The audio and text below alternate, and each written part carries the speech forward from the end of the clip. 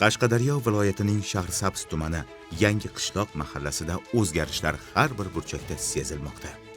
Yangilanayotgan maktablar, ravon yo'llar, obod ko'chalar va zamonaviy piyodalar yo'laklari bularning barchasi mahalla hayotiga yangi ruh olib kirgan.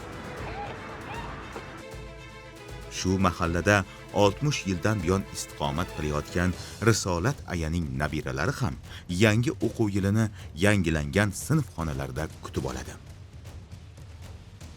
Maktab yaqinida bunyod etilgan yangi piyodalar yo'lagi esa bolalarning ta'lim maskaniga xavfsiz yetib borishga xizmat qiladi.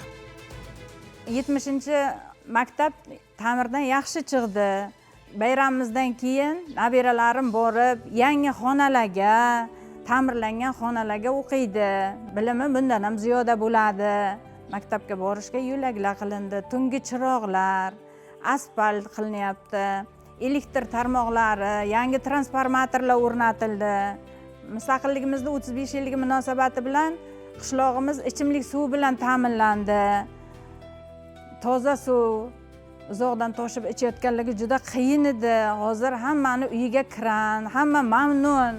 Buning uchun prezidentimizga ko'pdan ko'p rahmat.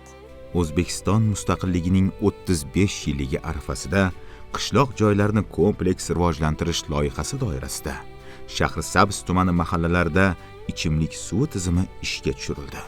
Endi odamlarga suvni uzoqdan tashib kelishga to'g'ri kelmaydi. Har bir uyning o'z suv ta'minoti, toza suvi bor.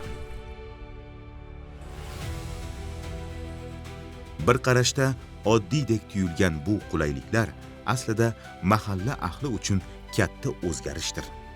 Elektr ta'minotining yaxshilanishi, ravon yo'llar va har bir xonadondagi toza ichimlik suvi kechagina orzu bo'lgan bo'lsa, bugun kundalik hayotning ajralmas qismiga aylanmoqda.